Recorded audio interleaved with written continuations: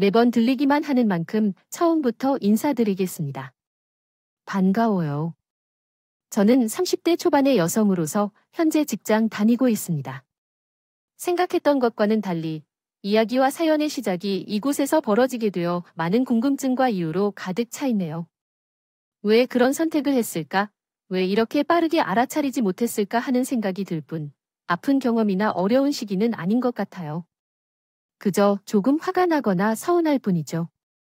아직은 젊은 나이라 그런지 솔직히 주변 사람들에게 털어놓기 어려운 부분이 많아서 속상합니다. 그래서 이곳에서 나누어 보면 마음이 조금 풀릴까 기대되어 이야기를 전하게 되었습니다. 아마도 다른 누굴 위해서가 아닌 부모님까지까지 이런 엉뚱한 이야기에 관심을 가져달라고 하렵니다. 그럼 시작해보죠. 제가 평생을 서울에서 살았는데 취업 후 옮기게 된 근무지는 지방이었습니다.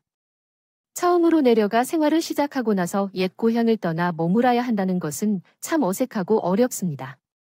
새로운 직장, 아는 사람 없는 곳에서의 생활은 매우 외로웠고 힘들었어요. 그런 때 나를 도와주는 동료가 있었어요. 그는 고향에서 온 사람으로 대학을 졸업한 뒤 고향으로 돌아와 일하기 시작한 분인데요. 그 사람은 처음에는 그냥 도우려고 온 것 같았어요. 남성이 내게 도와주겠다고 해서 먼저 다가왔어요. 그 남자 덕분에 적응을 내 생각보다 빨리 할 수 있었어요. 그런데 서로 알게 된 지 얼마 되지 않은 상황에서 남자가 나에게 호감을 표한 것 같더라고요. 그의 마음이 부담스러웠던 나는 남자가 오해하지 않게 적응에 도와준 부분만 감사의 표시를 하고 선을 그었어요. 그러다가 우리 집에 도둑이 들었는데 남자가 그 이야기를 전해 들은 후부터 나를 에스코트 해주기 시작했어요. 먼 타지 생활에서 처음 겪는 보두까지 마음이 줄어들 만큼 힘들었던 나에게 남자의 행동은 안정감을 주었어요. 그러고 나서 자연스럽게 내 마음도 남자를 향하게 되었어요. 그 일 이후로 우리는 급속도로 관계가 진전되었어요. 그러다가 내 생각보다 빨리 남자친구의 어머님을 만나게 됐어요. 나에게 처음부터 호감을 표한 남자친구와 다르게 어머님은 나를 도시 출신이라는 이유만으로 마음에 안 들어하는 모습을 보였어요. 함께 식사를 했는데 나는 익숙하지 않은 음식과 모르는 재료를 들고 있자면서 무시를 받았어요. 기분은 나빴지만 그래도 남자친구의 어머님이 그날 이후로 예의상 연락을 드렸어요. 하지만 단 한 번도 답장이 오지 않았어요. 큰 기대는 하진 않았기에 기분 나쁘진 않았습니다. 그 후로도 남자친구는 애정 전선에 문제없이 만나왔지만 어머님과는 가까워지지 못했어요. 그녀는 그래서 남자친구가 내 집에 인사를 드리러 왔었습니다. 그녀는 일반적으로 혼자 집에 갔었습니다. 그러나 쉬는 날이어서 남자친구와 함께 서울로 여행을 가기로 결정했습니다.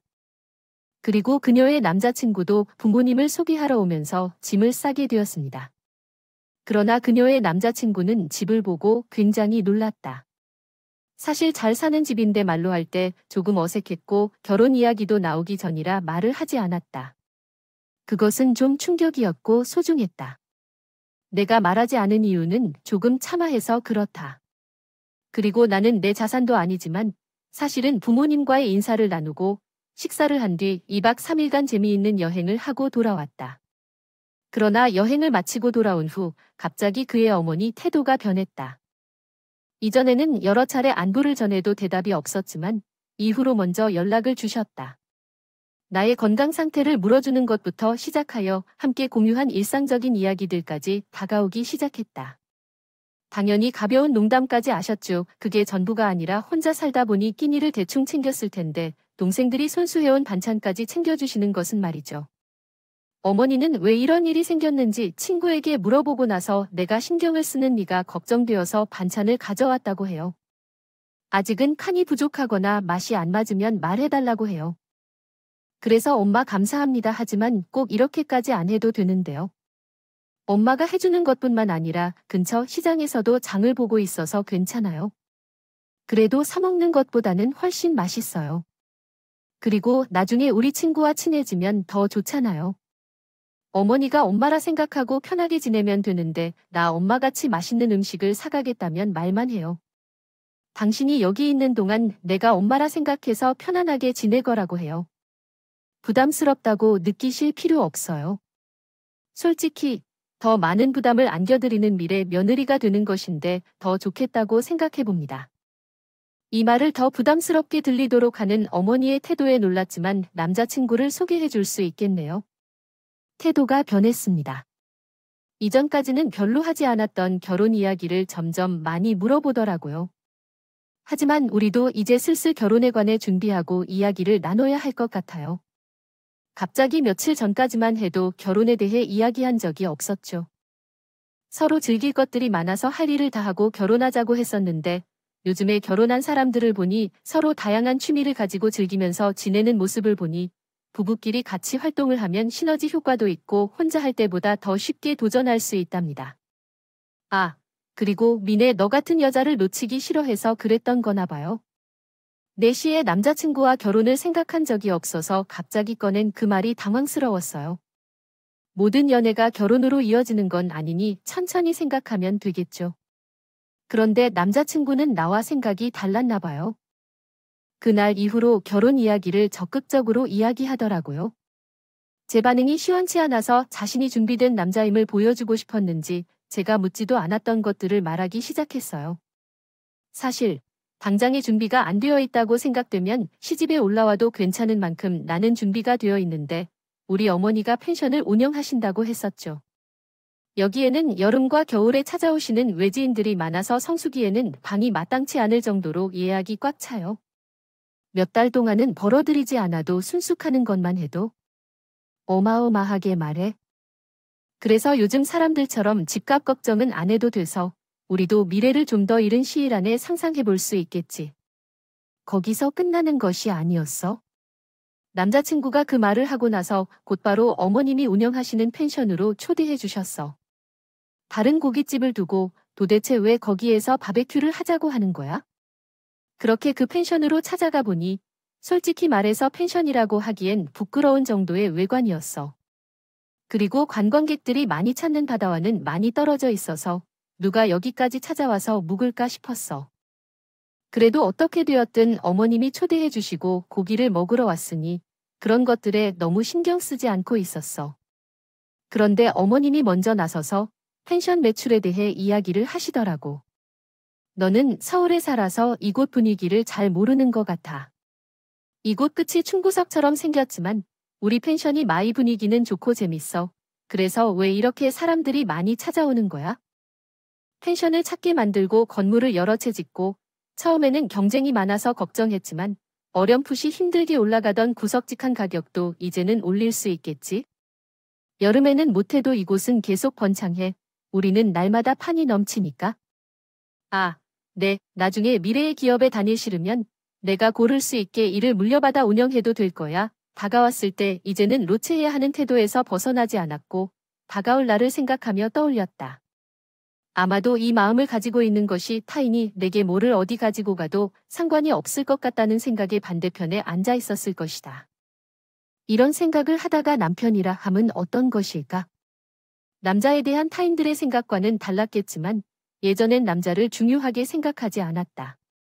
고른 규제긴 엿보는 것에 흔들릴 내 자아 않고 싶었다. 왜냐면 결혼은 상대방 맺어지는 것이 드러나기 때문이다. 이 순간 그의 마음이 그리운 것과 가장 큰 관전은 들어오던 저는 그들 무리는 비국문을 맺고 있을까? 그 여조 말이에요. 저도 미자용기 하리만이라 같지만 서로에 대한 관심은 없었어요. 이게 진짜 올 수 있었어요. 현실인걸요. 그래서 남자친구 위치에 일라고 하는 것이 먼 문 편거든요. 침실은 우리 부모들로 인해 괜찮지 않았지만 연애라는 것은 사람을 마치고 하는 것이라고 생각하고 내부에 바로 받는 근초도 있었지요. 그래서 안 그에 너만 튠하니? 중요하지 않았어요. 그것보다 남자친구 뭐 아는 지치 않는 것이 좋았어요. 왜 망이 회서야 되는 이유에 빠져가는지요. 걔는 사람 생하기도 어려운 것인자요. 빼달 사람들에게 조언 하나 받아됐되 구련의 한짓 달 안들 안돈지만 하되 워 항족되었잖니. 안달이 정상받은 그신 구이와 충피 서비스 그이 신단 등 더 이 있는 척까지 수정해 드리세겠습니다. 정도하지 안 부복 빡불다. 시를 두사 사춤상 관정 다상음이 끔은 되하지게 형한주 여물실지요. 덧한 말을 줘 사심들의 똘 하지 없느니 지 결제을하는 바라면 좋아주는지요. 개 마스트 들심이 정하기이다. 하고 나서 결혼 인사를 드리기 위해 시댁을 찾았습니다. 어머니께서 무척 반갑게 맞아주셨고 편안한 마음으로 인사말을 드릴 수 있었습니다. 그런데 펜션에서 만날 때보다 어머님께서 더 돈을 쓰시는 것 같았어요. 처음에는 왜 그러시는 건지 의아했지만 모든 이유가 예물과 예단 때문이었어요. 어머님께서 우리 상황에 맞춰 주시려는 것 같았지만 어떻게 우리 집 상황을 알고 계신 건지 의문이었습니다. 아마도 제 남자친구가 말을 전했을 것 같았어요. 다행히 우리 부모님도 돈이 그리 큰 문제는 아닐 거라고 생각하셨는데 제가 부모님의 재산 상황을 잘 알지 못해서 그랬던 것 같습니다. 부모님께서는 제게 재산 상황을 자세히 알려주지 않으셔서 저도 잘 몰랐어요. 다음에는 부모님과 상황을 미리 상의해야겠다는 생각이 들었습니다. 부탁드려요. 자신이 가진 재력을 과시해야 하는 상황이 생겨서 걱정이 된 적이 있었습니다. 주변 친구들이 예송 가면 말이 많이 나온다고 이야기해 주셔서 부모님께 그 이야기를 전했더니 부모님께서는 외동딸 결혼이니만큼 그 정도는 생각하고 있었다며 동의해 주셨어요. 그렇게 시모의 말을 부모님께 전한 결과 상견례를 하게 됐습니다. 처음에는 별일 없을 줄 알았는데 상견례 자리에서 동생이 부모님께 과한 요구를 하게 되었어요. 그 중에서 서울 아이를 데리고 오는 것이 가장 마음에 드는데 저희 쪽에 적합한 분들이 없어서 걱정도 많았죠. 결혼할 때 뭘 해줘야 하는데 성이 차도록 도와줄 사람이 몇이나 있을까요? 그러나 나는 내가 서울에서 왔다고 했을 때 한 번 더 안심했다. 그리고 집안 어른들도 많이 가르쳐 주시고 넉넉하다 하니까 또 한 번 안심이 되었어요. 우리가 그렇게 대단하지 않은데도 이렇게 칭찬해 주셔서 더 감사해요. 그리고 여전히 카르침이 필요한 여식을 좋아해 주시고 예쁘다고 해주셔서 정말 감사합니다. 우리 아이들이 행복하게 살면서 더 바라는 게 있을까요? 부모 품에서 벗어나 도시에서 살아가는 모습만 보여주면 충분해요. 그래서 우리는 딱히 바라는 게 없어요. 예식장과 결혼식 날짜도 편하신 대로 말씀해 주시면 준비할게요. 강남에서 결혼식을 해야겠죠. 날짜도 먼저 말씀해 주시면 맞춰볼게요. 주말이라고 바쁜 분들도 별로 없으니까요. 전민의 통해서 이야기를 들었을 텐데 물과 예단에 대해 더 자세히 얘기해보고 싶어요. 억으로 쉽죠. 딸아이 통해서 대충 생각해봤지만 어느 정도를 원하시는지요? 사실 우리도 아이들이 건강하고 올바른 비키를 원했는데 그 정도를 말씀해 주세요. 죄송합니다. 현재는 한국어 번역만 지원하고 있어 한국어로 번역된 내용을 다시 한국어로 제공해 드릴 수 있습니다. 부디 양해 부탁드립니다. 사부인님들은 이미 사분만큼 다정하시는 마음을 주신다면 거절할 수 없겠네요. 그러면 저희가 맞춰서 예약을 하겠습니다.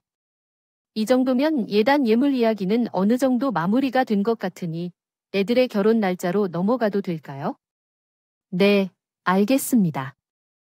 우리 쪽에서는 이미 준비가 된 물건이니 청결하게 준비해서 보내드리도록 할게요. 그럼 말씀처럼 결혼식 날에 대해 이야기해보죠. 예단으로 수억 원이라니 조금 과한 것 같네요. 물론 제 주변 친구들을 보면 큰 예단과 예물을 주고받는 결혼도 많이 보았습니다. 그러나 그것이 일방적인 것은 아니잖아요. 형편이 넉넉해서 잘 산다고 해서 그에 맞춰 예단 비용을 하는 것도 아니니까요. 게다가 요즘에는 예단과 예물을 줄이는 분위기인데 억 단위의 예물을 하는 것은 조금 극단적이라고 생각합니다. 저도 그 말을 듣고 놀랐어요. 제가 그렇게 억 단위의 예물을 받는 상황은 처음이었으니까요. 그런데도 우리 부모님들은 억 단위의 예물을 하겠다고 하셨어요. 하나뿐인 자식을 위해서라면 기꺼이 예단을 해주시겠다고 하셨죠. 하지만 한편으로 얼마나 진귀한 보석이어서 수억 원의 가치가 있는지 궁금해졌어요. 제가 태어나서 수억 원짜리 다이아를 본 적이 없어서요. 이렇게 걱정과 기대로 어머님의 보내주신 예물을 기다리고 있습니다. 였습니다. 개나 되었다 바보는 그를 위해 많이 일하고 겨우가 준비했습니다.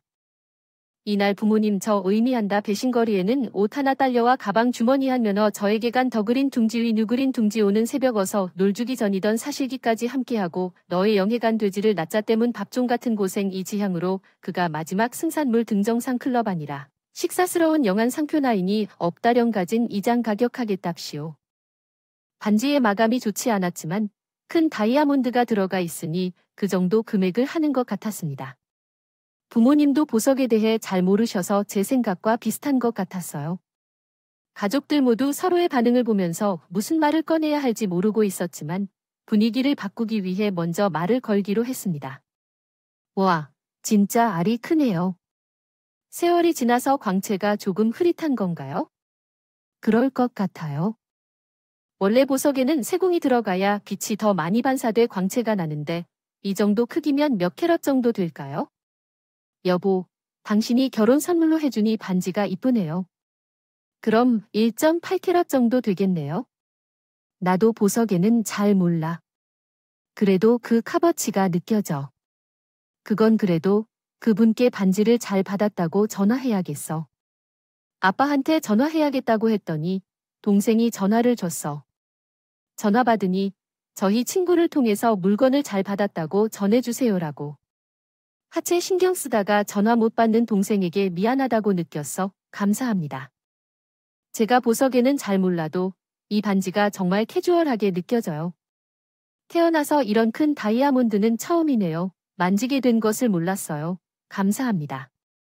그런데 그 정도 등급과 크기면 정말 대단한 것이에요. 한근에도 처번 언급해드린 대로 사동에 보내주기 전에 감정 받아봤는데 못해도 8억 정도 되나 봐요. 거기다가 저희 집값이 5와 같은 물건인데 그 카드치를 따지면 정말 10억을 주더라도 바꿀 수 없는 귀한 물건인 거죠. 제가 죽을 때 같이 묻어달라고 할 정도로 귀한 물건이거든요. 막상 제품을 떠나서 사동에 보낸다고 하니 섭섭하고 고민도 많이 했는데 내동이 좋아하신다면 잘 한 것 같네요. 그 반지는 제가 소중히 여기고 싶어요. 사돈분들도 그러며 그리고 이렇게 귀한 물건이면 소중히 간직해야겠죠. 제가도 우리 미나에게 물려주도록 하겠습니다. 다시 한번 감사드려요. 나머지는 교통해서 보내겠습니다. 그런 것들이야 급한 것들보다는 잔챙이들이라 마음에 들지 모르겠네요. 그런데 저번에 말씀하신 예단비 말씀하신 거였죠? 맞춰드릴게요. 응, 말씀하세요. 이렇게 귀한 것을 받았는데 응당한 대답을 준비해드려야겠죠. 곰곰이 생각해봤는데 딱히 필요한 게 없네요. 느끼시겠지만 나는 반지를 가지고 있어서 나를 떠나게 한 모든 곳은 보통 보석들의 빛이 나지 않고 손을 놓을 만한 곳이 없기 때문에 그래서 어떻게든 일할 수 있는 황금도 될 것 같습니다. 네, 현금은 필요하지 않다면 어떻게든 해보겠습니다. 하지만 그 정도를 어떻게 알지 못할 것 같습니다. 아무래도 최대한 객관적으로 판단해서 약 5억 정도면 될 것 같은데 아마도 그 반지의 가치만 8억이라고 합니다. 그 반지와 관련된 이야기들만이 풀어나가면 그 가치가 10억 이상일 것 같고요. 그래도 이해하지 못할 정도의 부담이 있지만 한 번 더 어떻게든 드리지 않겠습니까? 그렇게 생각해보면 조금 손해를 보겠는데 물건보다 황금이 부담스럽다면 그 정도가 충분할 것 같습니다. 만약 당장 부담이 된다면 결혼 후에 주셔도 되고 얼마간 기다릴 수 있을 것 같습니다. 어떻게 생각하세요? 우리가 생각하지 못한 많은 걸 염두에 두겠습니다. 거의 성의를 표시하는 것이니 이전에도 맞춰드린다고 말씀드렸던 것을 지켜야겠지요. 그러나 말씀하신 대로 타로는 지금 당장은 좀 어려울 것 같아요. 의외의 말씀에 기대도 없이 준비도 되어 있지 않아요. 그럼요. 제가 그 정도 이해 못할까봐 갑작스러운 제 아내의 긍정적인 대답에 놀라면서도 다시 한번 즐거운 분들을 만났다는 것을 느꼈어요. 그럼 5억 정도 준비해 주셨다고 알고 연락드리겠습니다. 엄마의 휴대폰을 통해 들리는 소리를 들으니 참으로 당황스러웠어요. 예단으로 현금을 받는다는 말은 생전 처음 듣는 말이었고 게다가 현금 5억이라니 정말 놀라운 일이었어요. 아무리 부모님께서 경제적 여유가 많다고 해도 그럼에도 불구하고 현금으로 그런 금액을 쉽게 구해낼 수 있을지 의심이 들더라고요. 괜히 저희 부모님께 미안했어요. 죄송해요. 저도 어머님께서 그렇게 황당한 요구를 할 줄은 몰랐어요. 오빠에게 다시 한번 상황을 설명해 보라고 해볼게요. 뭐든지 바뀔 수 있으니 나중에 예단을 제대로 주시는 것이 좋을 것 같아요. 너무 걱정하지 말고 앞으로의 결혼식을 잘 준비하시는 것이 더 좋을 것 같아요. 하지만 현금 5억은 정말 그걸 어떻게 옮기고 전달해야 할지 막막하다고 느꼈습니다. 부모단들은 제 생각을 하시고 신경 쓰지 마라고 하셨지만 제 입장에서는 그렇게 할 수 없었어요. 남자친구에게 이야기라도 해보려고 했는데 어머니만큼이나 남자친구도 내 말을 듣고 있었어요. 미네야, 너도 아버지 어머니랑 같이 그 반지 봤어? 어때? 엄청 좋아 보이는 보석리가 잘 모르니까 근데 다이아가 크기만 크다고 좋은 게 아니야? 투명도나 색상도 중요한 거야? 왜 그게 별로 안 보이지? 아, 그게 보증서도 있는 제품이야. 우리 할머니께서 옛날에 돈놀이로 잘 버실 때 일본에서 구매하신 제품이었다고. 며칠 전에 감정까지 바꾸었는데 무슨 말을 하는 거야? 나는 잘 모르니까 그냥 물어본 거야. 그거 진짜 비싼 다이아몬드야. 다이아몬드도 다 똑같은 게 아니라니까. 진짜 최상급이라고. 솔직히 그런 물건 가지고 있는 사람이 몇이나 있겠어? 엄마가 자기 목숨처럼 아끼는 걸 주는 건데 너 진짜 우리 집에 잘해야 될 거야? 보석 자체가 보물이긴 하지만 우리 가족에게는 정말 귀한 보물이라고 알았어. 결국 제가 말하려고 했던 이야기는 꺼내지도 못하고 그 반지에 관한 이야기만 차 타고 가는 동안 계속 들어야 했습니다. 이렇게 두 모자가 계속해서 이야기가 끊기지 않았어요. 부모님은 말씀 같아서 마음 더 이상 꺼내지 않았어요. 진짜로 부모님의 말처럼 잘 사는 모습을 보여주는 것이 더 좋은 효도라고 생각돼 마음을 다지며 결혼 준비에 최선을 다했어요. 그런데 그 일이 터지고 말았어요. 예물로 받은 다이아 반지를 결혼식 날 착용하고 싶으셨던 엄마가 재세팅을 하려고 새 공예점에 갔었는데 그곳에서 그 다이아가 가짜라고 한 거예요. 등급이 낮은 게 아니라 가짜라고 했어요. 엄마가 그럴 사람이 아닌데 놀라해서 제가 업무 중에 전화를 했더니 엄마가 무슨 일이야? 전화 다 나갈라고 말하며 이탈리아 반지가 가짜래? 라고 했어요.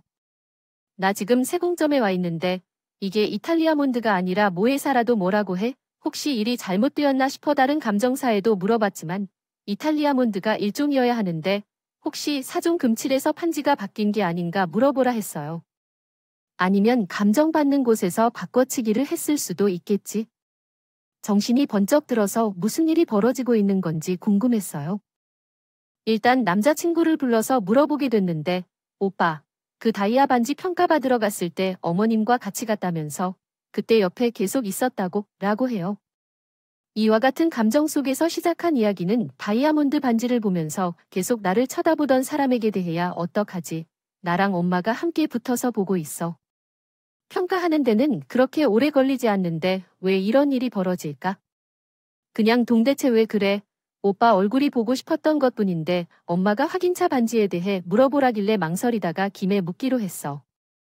반지는 몇 살 때부터 봤냐고? 그게 왜 계속 물어보는 거야? 어릴 때부터 보던 거지 뭐. 특히 큰 다이아몬드 반지는 드물어서 한눈에 봐도 알아. 그렇게 큰 다이아는 흔치 않아서 눈에 띄잖아. 엄마는 너를 특별히 생각하니까 그만큼 잘해줘야 한다는 거야. 가짜라고 의심한 이들이 있겠지만 어릴 때부터 봤다면 헷갈릴 리 없어.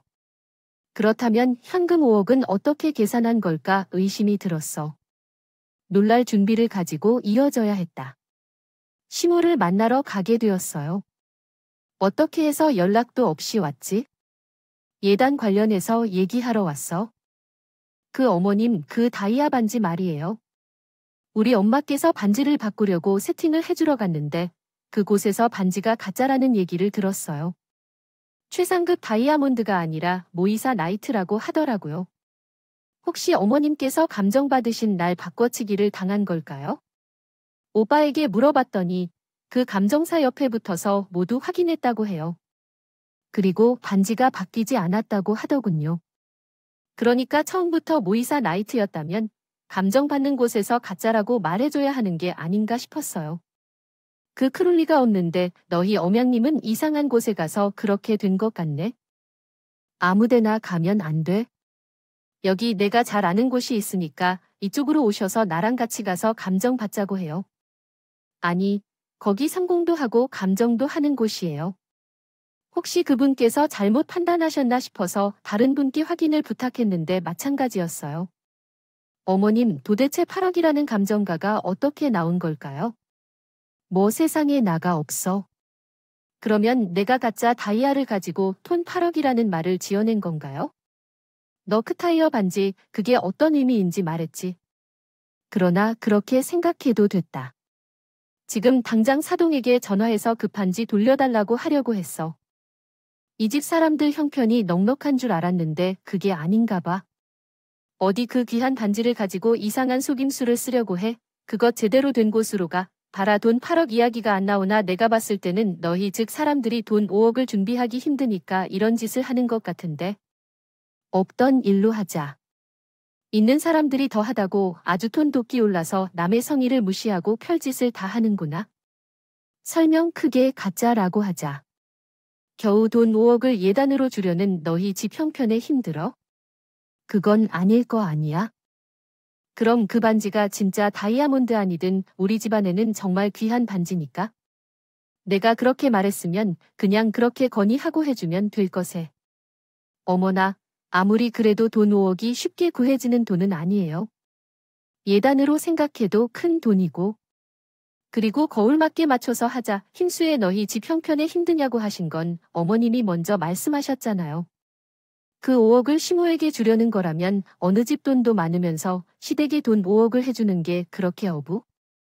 내 진규 말 들어보니까 너희 부모님 측만 팔아도 수십억이라면서. 어차피 죽어서 싸들고 갈 돈도 아닌데.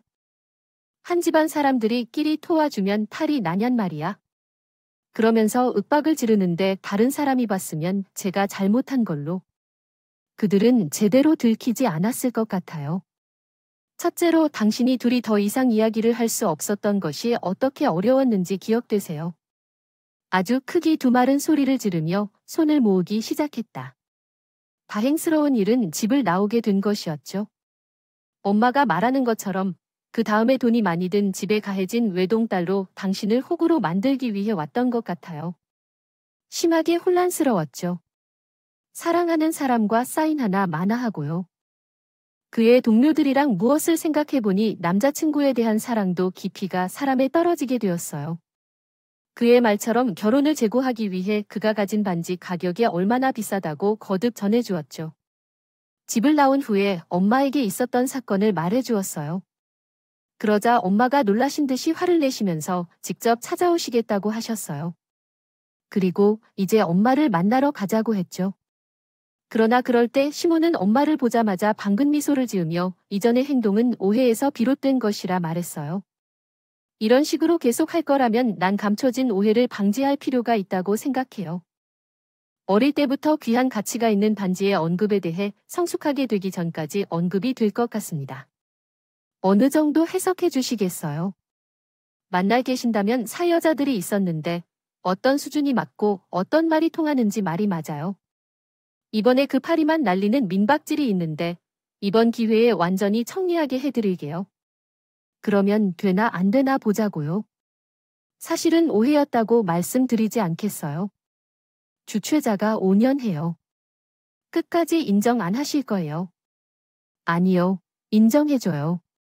제 사정이 여의치 않아서 도움을 요청했던 거여서 이렇게 계속 이어진 것 같아요. 죄송합니다. 노여움 풀고 이번에는 제가 할 수 있는 대로 준비하겠습니다. 하체가 이렇게 투손 모아 싹싹 빌 테니 하체 발화 좀 푸세요. 이어 뒤늦게 도착한 남자친구도 오자마자 상황을 인지하고 시모와 함께 손이 발이 되도록 빌렸어요. 그런데 그쪽에서 이사단이 났는데도 불구하고 결혼을 하고 싶다고 했어요. 근데 그게 말이 되나요? 그런 사기꾼 집안과는 연결해서는 안 돼요. 엄마도 저도 오늘 한다고 했잖아요. 시모는 자기 아들이 죄가 없다고 말했어요. 자기가 한 짓을 따랐을 뿐이라고 했어요. 또한 남자친구는 자기 엄마가 자기를 위해서 한 행동이라고 죄가 없다며 편을 들였어요. 그렇게 눈물겹게 모자 사이를 보여주면 용서가 될 것이라 생각한 건지 모르겠지만 저와 엄마의 생각은 변하지 않았고 결국 반지를 돌려준 채 파혼을 선언했습니다. 저보다 더 화가 안 나셨던 엄마는 정말 법적 조치까지 생각하셨지만 찜한 까닭에 그 집안 사람들과 얽히기 싫어서 이렇게 포기하셨지요.